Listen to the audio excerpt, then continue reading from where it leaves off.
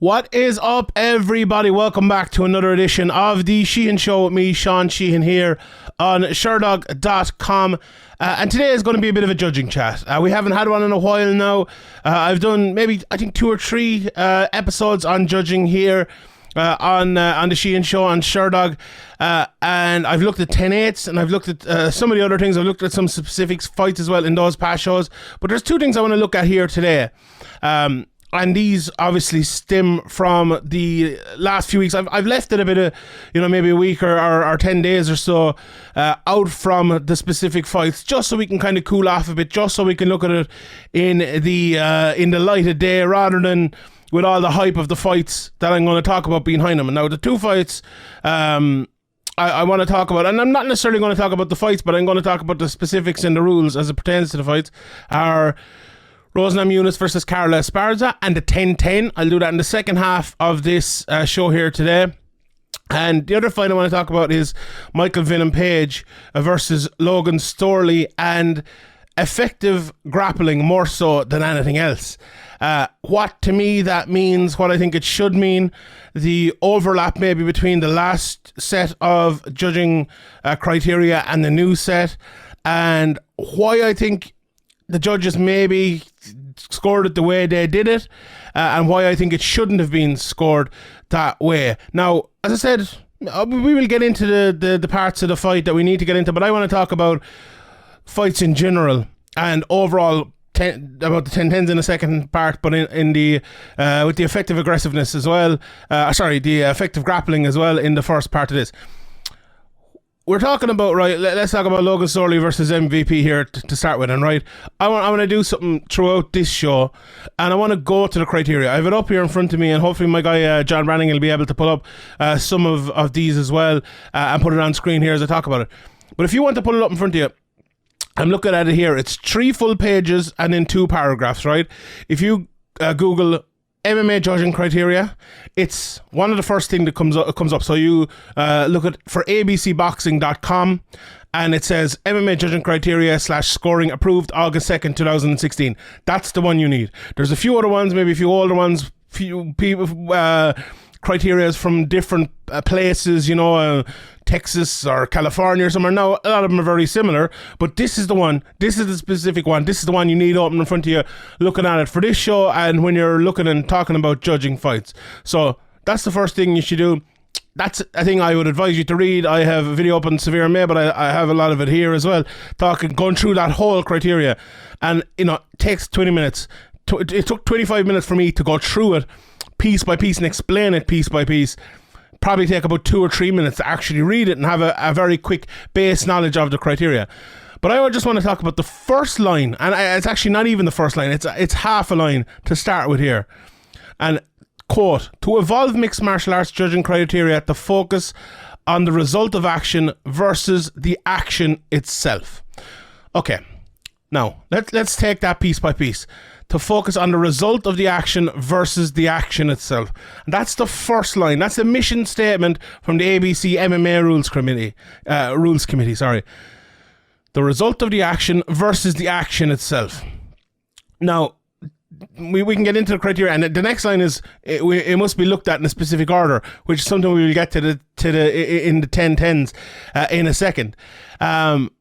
So if you look at the result of the action versus the action itself, a lot of that has to do with, I would think, grappling, and I would think takedowns, and I would think top control, right?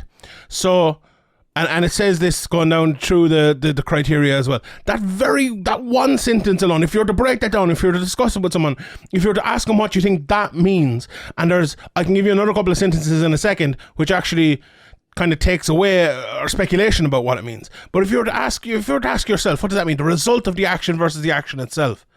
Well, when I look at that, I think, right, so if I gain an advantageous position, it's not my gaining of the advantageous position that is the main focus that scores me points. It's what I do in that advantageous position, right? And I would take that just from that. And if you read further, and we will in a second, that is what it is. So you look at a fight like Storley versus MVP, and Storley got himself advantageous positions multiple times throughout the fight. 5 times, right? Let's take the example of the 5th round. He got himself that advantageous position on the ground after MVP threw the flying knee. Did a great job, took the fight to the ground. And what did he do there? The action itself when he got the fight to the ground was strike, strike, strike, strike, ground and pound, ground and pound, ground and pound. Now, not loads, but enough. He got it there, and the actions when he got the fight to the ground were enough to win him the round because he landed lots of shots. In rounds 1, 2, 3, 4, and 5, there was the action to take him to the ground, but what resulted there? Was there any big high amplitude takedowns? I think one of them, maybe, a little bit. Was there any big strikes? Was there any big, effective grappling or anything like that? Not for me. So that's just to kind of get it there, and we'll talk more obviously about that fight. But that's just the specific. That's the first line. That's the first line of the criteria. The result of the action versus the action itself. So I want to talk a little bit more about effective grappling here, right? And let's read from the criteria again. If we go down to the effective striking / grappling portion of it, we'll ignore the first line for a second because that's mostly striking. The second part. So starting with the word successful. Successful executions of takedowns, submission attempts, reversals, and the achievement of advantageous positions that produce immediate or cumulative impact with the potential to contribute to the end of the match, with the immediate weighing more heavily than the cumulative impact. It shall be noted that a successful takedown is not merely a changing of position, but the establishment of an attack from the use of the takedown. Top and bottom fighters are assessed more on the impact / effective result of their actions, more so than their position. Right. Let's read that last line again. Fighters are assessed more on the impact / effective result of their actions, and result of their actions is in bold, more so than their position. Right. So it's the result of their actions more so than their position. If you're in a position where you're doing nothing and your opponent is in a less advantageous position and they're doing something, that opponent is winning. It's not about, it says it here in the criteria, it's not about the position you're in. It's about the actions in that position, right? And, we talk about takedowns and this line about the takedowns not merely changing position. I think they put that in there a little bit to kind of kowtow to the wrestling community and everything like that. It is just a fucking change of position. Now, if it's a big slam or a big suplex or something like that, absolutely, it has an impact. That's not just the changing of position. But it is only a changing of position until the attack starts. And I like the line that they put, the establishment of an attack from the use of that takedown, which is fair. And you need to read that line in totality. Now, I did it there, I read half of it, and I said it's wrong. But when you read it in totality, the establishment of the attack, that makes sense. But that's one of those things that you have to, someone will screenshot it, hover over the first half of the line and go, look, takedown of him is not just a changing of position, but you have to put the second part with it. It's the establishment of the attack from the takedown. What if the attack isn't started? What if the attack never comes? What's the point of establishing an attack if the attack never arises? Like, if you go into a cage and just do nothing, is that like, oh, well, I established a wheel kick there. I established a knockout. No, you did nothing. You did nothing because you didn't try anything. The takedown is the start of it, but if nothing comes, then nothing should be scored, right? And it's, we can talk about the accumulative over the immediate, or the immediate over the accumulative even, but that to me is the biggest part of this this whole debate. And we'll talk more about it in the 10-10s in a second, but we got into a little bit as well in the MVP versus Storley fight, where people were talking about the aggressiveness or the cage control maybe weighing more highly because MVP didn't do much and Storley had like 4 minutes on top, right? Let's not take my opinion on it, right? Let's go to the criteria. When they talk about effective striking, effective grappling, not effective aggressiveness. When they talk about effective striking, effective grappling, here is the line from the criteria. This criterion will be the deciding factor in a high majority of decisions when scoring a fight. The next two criteria must be treated as a backup. Must be treated as a backup, and only, in capital letters, when striking effective striking and grappling is 100% equal for the round, right? Only use when it's 100% equal. So if you land a slightly more effective shot than your opponent, effective aggressiveness and octagon control do not count. It says it here in the criteria. I'm reading it here up on the screen right in front of me. 100% equal. If you land a punch, right, and I land a punch back on you and it's the exact same, and then you land a punch back on me, one more punch, you win the round. Because the first punch was both the same, and then you landed another one, you're ahead. It's not 100% equal. And when it's 100%, it says 100%. Like commissions and judges or whatever they want, if they want to talk about, you have to... I'm reading what's in the criteria. I'm reading here exactly what it says, and this is exactly how it should be judged. If you don't want it like this, take out the 100%. Take it out. Because if you want to go to effective aggressiveness, if you want to go to octagon control, just take that out.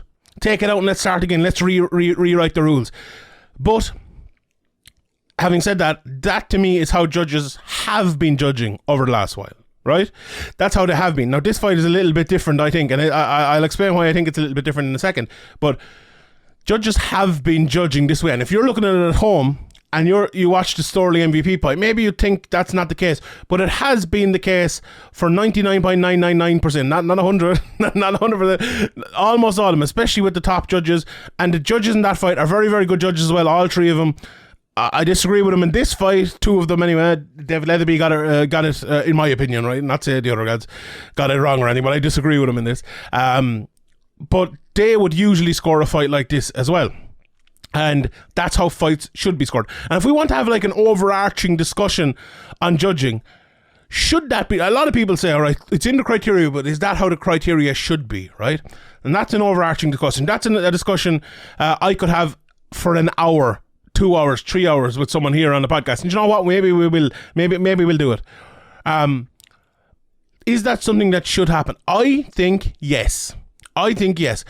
Do you want to score the fight based on the person who is landing the better stuff, the more hurtful stuff, the stuff that gets you towards the end of the fight quicker? Right? Should that person win, or should it be the person who wins the tactical matchup throughout the fight, or wins the position matchup, or decides the area where the fight is fought in? Absolutely not, I think. If you care about the sport being the sport that we have grown up loving, and the sport, if you're looking for the future of the sport, how you want the sport to look over the next 10, 50, 100 years, if you're looking at the sport like that, I think you should want the sport to be as exciting as it is right now, and even more exciting going forward.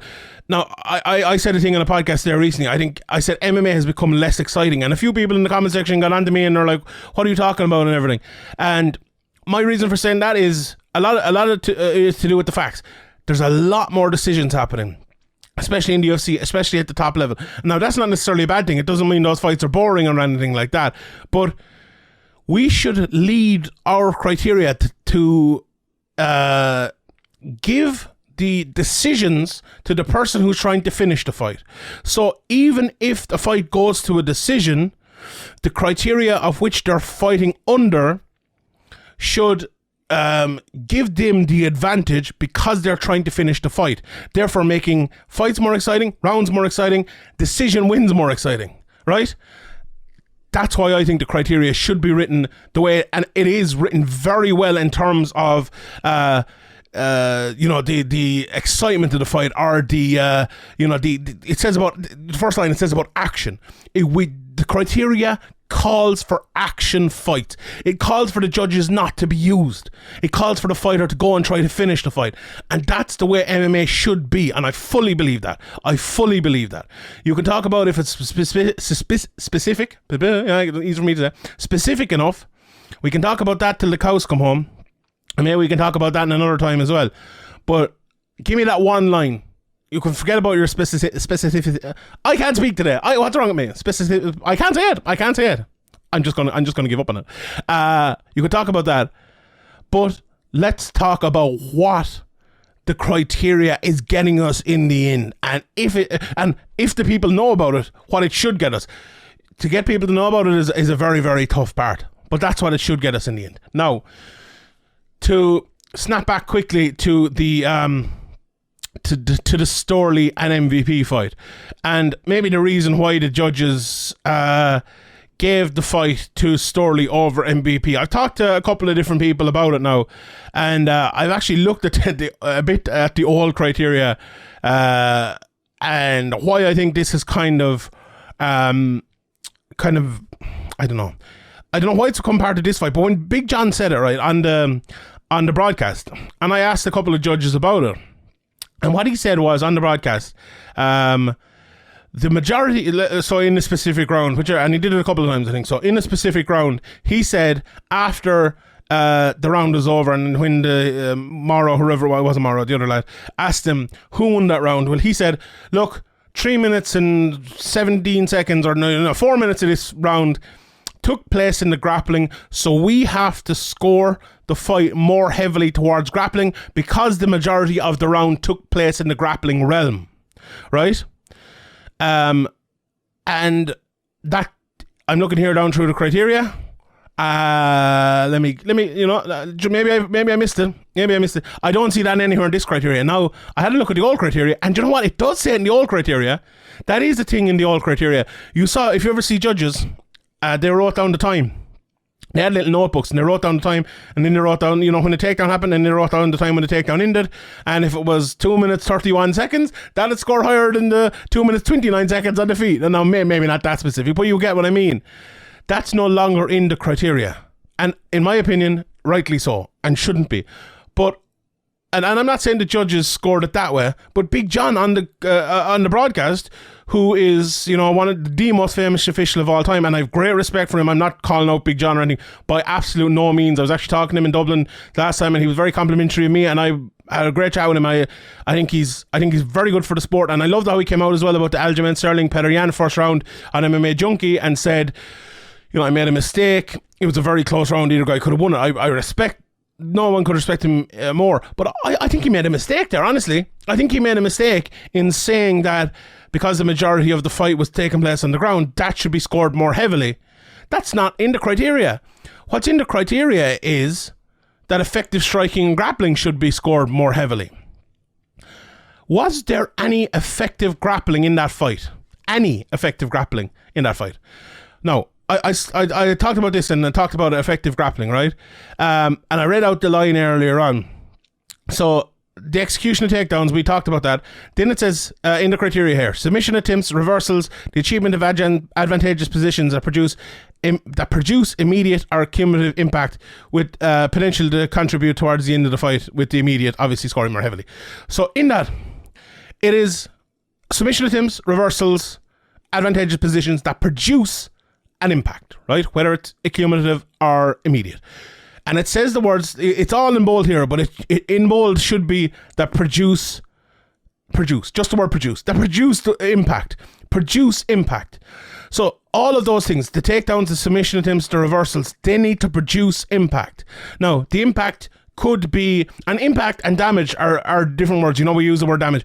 Impact can be making your opponent defend because you're attacking so much and you're getting something in, you're pushing them back, and it shows that it's impacting the fight. It's it's forcing them to fight, and it says further down in the criteria as well. We'll get to it in a second, but it talks about the fighting spirit. It takes away the spirit, it takes away their cardio.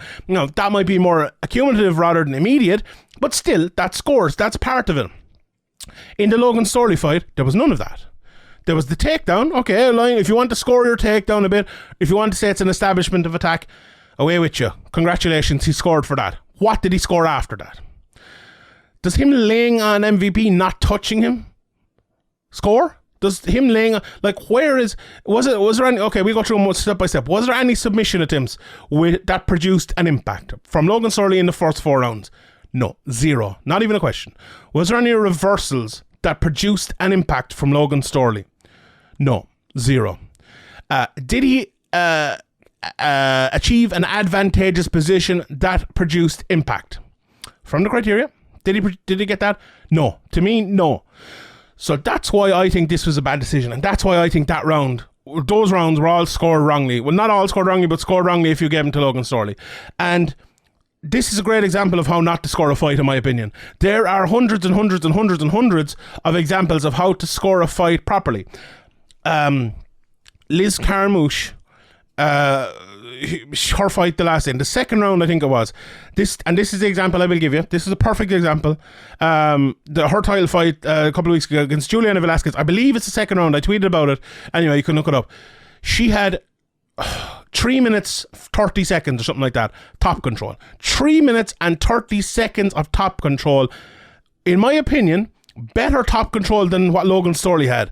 More strikes, not many big or anything like that. She didn't do much with it, very little, no submission or anything like that, very little, right?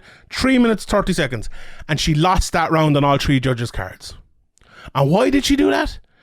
Because Juliana Velasquez had landed more shots, and it wasn't massive. Velasquez hadn't ran away with it or anything like that, but she landed more strikes and won the round because of that. And that is happening over and over and over and over again, and that's how MMA should be scored. It's mixed martial arts. It's fighting. It's not a sport of laying on someone. It's not like, and I'm not anti-wrestling or anything like that. Like, Khabib was one of the best wrestlers of all time, and he would pound people on the ground. You know, there's some great wrestling out there that leads to something. But if it's wrestling that leads to nothing, like, you look at someone, say, even like a Holly Holm. I'm just recording this actually before that fight happened, so maybe she'll have knocked someone out by the time that. But she like runs around and she doesn't touch anyone. Lots of her fights, like, that to me is not effective striking either. The same as just laying on someone is not effective grappling. So it's not just the grappling realm. And I think that's how the sport is being judged right now, and I think it's how it should be judged. So went around in circles a little bit there, but let's talk about 10-10s. And we had the fight between Rose Namajunas and Carla Esparza, and there was a lot of talk about should those be 10-10s, right? So let's go to the start of the criteria, and let's read as well. And earlier on, I said the criteria is to be used in a specific order. I read that, right? And I said I'd get back to it. And it didn't. The next line says, these criteria may not move from one to the next without the prior criteria being 100% even. Read that earlier on as well, okay? So we have three pieces of the criteria. 2 backups and 1 main one. We never use the backups. Never use the backups. Unless it's a very specific thing that we very rarely see. So I'll read this first, and I'll give an example from another sport, and hopefully people understand it. So it says here in the criteria, effective striking/grappling shall be considered the first priority of round assessments. Effective aggressiveness is a plan B and should not be considered unless the judge has not seen any advantage in effective striking grappling realm. Any. Now, that doesn't say a big one or anything like that. It says any advantage. Next part is cage control. Plan C should only be needed when all other criteria is 100% even for both competitors. This will be an extremely rare occurrence. Right, so they're a backup. Here's the example I'll give you. The Premier League is going on at the moment, right? And please don't fall away if you're an American or anything like that and you're like, I don't watch soccer, right? So soccer is a very easy sport. You win the game, you get 3 points, you draw, you get 1 at the end of the season. Liverpool has this amount of points, Man City has this amount of points, right? Pretty simple. So if the season ends, right, and Liverpool have 90 points and Man City have 89 points, Liverpool win the league. Simple. They have 1 more point to them, they win the league. That's part A of the criteria, right? You have 1 more punch, you have 1 more bit of offense, you win that round. Same as that. A few more points, right? If they both have the exact same points, that's an extremely rare occurrence in the Premier League. You'd have to have 38 games. You'd have to have the same amount, of points, obviously wins and draws and everything like that. Both of them would have to finish the exact same way. Now, an MMA round finishing that even is more rare than the Premier League finishing that even. And has it ever? I think it's happened once. Ever. And I would say it's more rare than that, because this can only happen like 22 times or whatever, right? But if that does happen, then we go to goal difference. So the amount of goals scored versus conceded. So if the goal difference in Man City was 100 and the goal difference in Liverpool was 90, and they both finished at 90 points, then Man City with the 100 goal difference would win it. That would be, the effective, let's say the effective aggression, right? So who was more aggressive, who scored the most goals won it, right? And then the plan C would be if Man City, Liverpool finished at 90 points, Man City goal difference 90, Liverpool's goal difference 90, then it would go to goals scored, And if they had scored 120 goals, Man City, and Liverpool had scored only 100, then Man City win because they had scored more goals, right? Imagine how even things would have to be. Imagine how many steps you have to take for that to happen. So you have 38 games, you have 90 minutes, 45 minutes a half, 45 minutes the next half, full game, 37 games, draws, wins, losses, add all them up, then that has to be even. Then we have to add all the goals scored, all the goals conceded, that has to be even, and then we go to the goals scored themselves, right? Imagine how specific that'd have to get for you to win that. That is the same as this criteria. These are backups, right? So if you have 90 points versus 89 points, the 90 points wins, and that's it. You don't look at goals scored, you don't look at goal difference, you don't look at goals conceded, you look at nothing else. You don't even think about it. It makes no difference. No difference. So if you're saying someone won via cage control, you're saying that they didn't have the same amount of points all season through the 38 games in the Premier League, right? That's what you're saying. And if you're saying that, you're just wrong. It says it's an extremely rare occurrence in the criteria. Okay? An extremely rare occurrence. So let's go down to the 10-10s. And let's read it from the criteria. I'll read the whole thing. It's only a paragraph and a bit. A 10-10 round in MMA is when both fighters have competed for whatever duration of time in the round and there is no difference or advantage between either fighter. Now, interesting to say whatever duration in the round, because that's a lot to do with no contests. If the fight goes 4 seconds into the round, someone gets kicked in the balls, the fight's over, no contest, that round is probably a 10-10. And that's why we have 10-10s. That's the crux of why a 10-10 is there. Shouldn't even be in the criteria, probably, apart from that. Okay, I'll read on. A 10-10 round in MMA should be extremely rare and not a score to be used as an excuse by a judge that cannot assess the difference in a round. Esparza versus Namajunas is a perfect example. If a judge scored a 10-10 in that, they would only be using it as an excuse to not judge, and judge being a verb there, to not judge who had the more effective, whether it's striking, grappling, and if you want to go to the secondary ones, aggression. If you want to go to the tertiary one, control.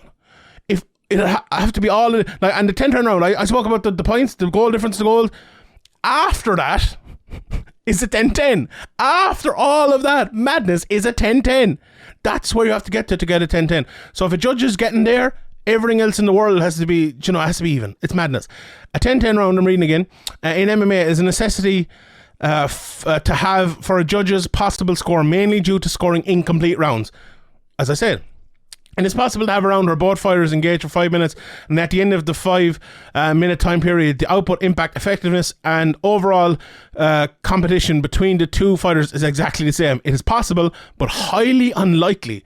If there is any discernible difference between the two fighters during the round, the judge shall not give a 10-10. Again, this score will be extremely rare. Right, so if there isn't one punch landed in the whole round, we then go to effective aggressiveness. And one punch and one takedown, the establishment of your takedown. Let's score that if there's no punches, if there's no submission attempts or anything like that. No submission attempts, no takedowns, no punches. We go to effective aggressiveness. We go to who is the person that's kind of pushing forward a bit, who's the person that's pushing them back there, who's the person that's trying to land punches. If you throw 10 punches, not one of them land, you're being more aggressive than the person who's running away from you, right?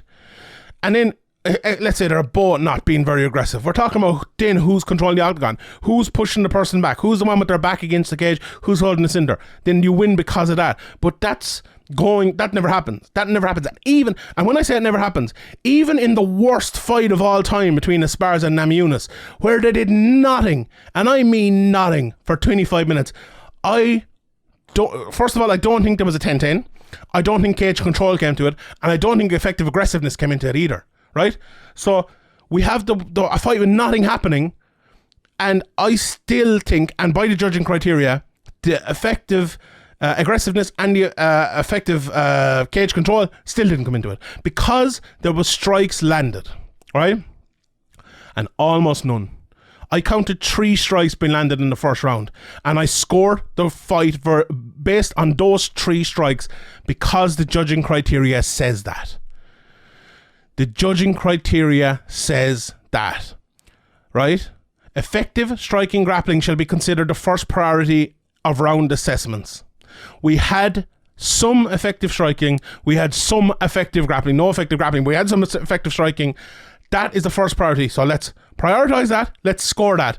Is there a discernible difference in that? Yes. Perfect. Finished. We don't need to talk about any more judging. We don't need to talk about aggressiveness. We don't need to talk about cage control. And that's it. What I just said there, I might clip that out. Let's clip that out, lads, and put it up. Because that's exactly what it is. If there's Esparza lands a punch, Rose lands a punch, they're both the exact same punches, then Rose lands another punch and the round ends, Rose wins that. Because we have considered effective striking / grappling. That is a priority. We've looked at it. We've assessed it. We see Rose Namajunas is ahead 1. What does our rule book tell us? It tells us if it isn't 100% even, we don't go forward to the next set of criterion. We don't go forward to the effective aggressiveness. We don't go forward to the octagon control. And we scored a round. We put down 10-9. Now, we can have arguments about the 10-9. That's a 10-9, and someone getting the head bit off him for 5 minutes is 10-9 as well. That's another argument for another day. The judge is there to judge, verb, to pick out a winner of the round. And via this criteria, if someone has landed a slight bit more in that round, you give it to that person. You do not use a 10-10 as an excuse. You do not go to the aggressiveness as an excuse. You do not go to the cage control as an excuse. I'll read it again. The first priority of round assessments, effective striking and effective grappling. And that's why there was no 10-10s in Esparza versus Namajunas. And it was correctly so. All right, everyone. I will leave it there. That's enough judging preaching out of me for one day. I hope you enjoyed it. Please let me know. Please let me know if you think this was educational, and if you think if you agree with it. If you what I said today, right? What I said today, and I say if you agree with it, you have to agree with it. I was reading it out of it. This is not my opinion. This is not my opinion. We can have an opinion, and maybe I'll do it sometime, about what should be changed, what should be different. But what I spoke about today for the vast majority of this is factual, written evidence in the criteria and taking as much opinion out of it as possible. So, yeah, I will leave it there. Thanks, everyone, for watching and listening. Please hit the subscribe button, thumbs up, and all of that. My name is Sheehan for Sherdog.com, and I will see you all next time.